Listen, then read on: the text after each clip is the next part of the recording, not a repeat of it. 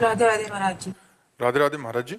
महाराज जी, विवाह के बाद एक स्त्री का जीवन कैसा होना चाहिए जिससे वो प्रतिकूलता और अनुकूलता में सामान्य रहकर एक सुख शांति पूर्वक अपना वैवाहिक जीवन व्यतीत कर सके, और एक स्त्री को अपने जीवन में क्या क्या सावधानी रखनी चाहिए जिसका घर परिवार उससे सुखी रहे? पहली बात है कि नींव ही खराब हो रही बच्चा, तो हम क्या उपदेश करें? जो गर्लफ्रेंड बॉयफ्रेंड ये चरित्र दूषित हो रहे हैं, तो घर परिवार चलाने के लिए जो हमें धर्म पूर्वक पवित्रता चाहिए वो तो पहले ही नष्ट हो जाती है।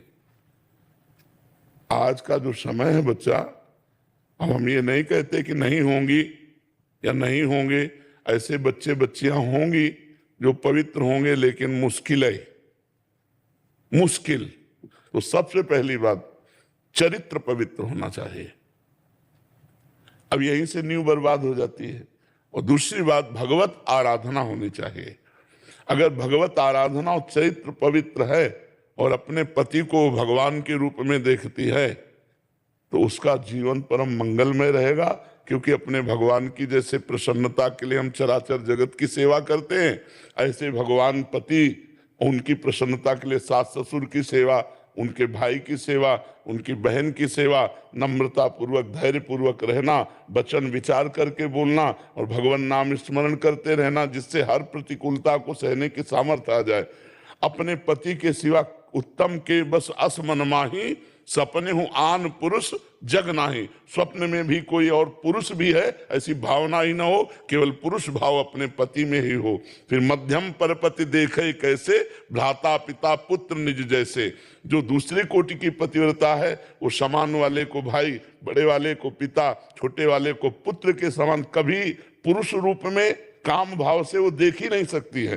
तो अपने को चाहिए कि हम हमारे यही जवान रुक जाती है कि जब नींव ही खराब है तो क्या उपदेश करे। कोई विरला ही ऐसा होगा जो अपने चरित्र को बचावे।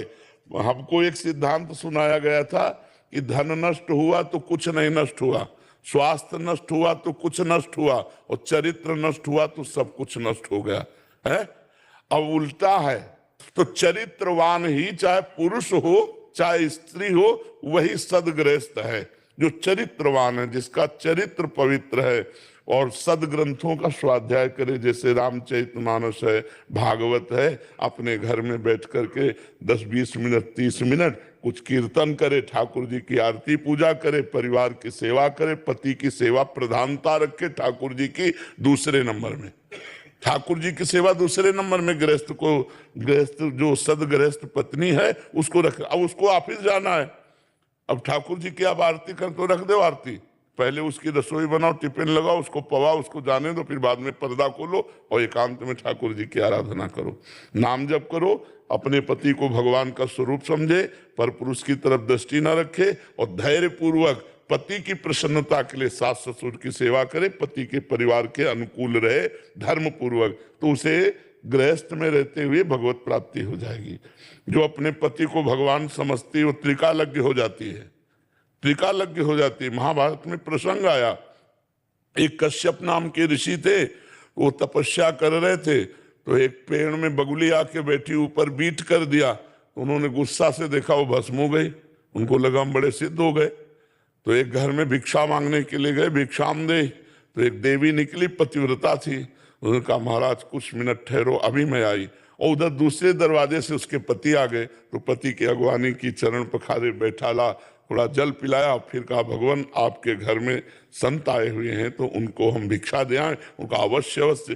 तो कुछ फल मूल आदि लेकर के गई, तो नाराज हो गए, इतना विलंब कैसे कर दिया। तो महाराज हमारे पति आए थे, उनके स्वागत में उनके सम्मान में विलंब हो गया। तो उनका तुम मुझे ऐसे वैसे समझते हो क्या कि हम दरवाजे पर इतनी देर से। बोले महाराज महाराज गुस्सा मत हो, हम वो पेड़ की बगुली नहीं है कि तुम ऐसे देखोगे भस्म हो जाएंगे।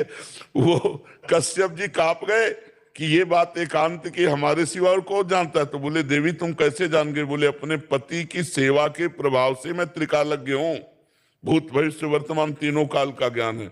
पति की सेवा से अनुसुईया जी ने भगवान को 6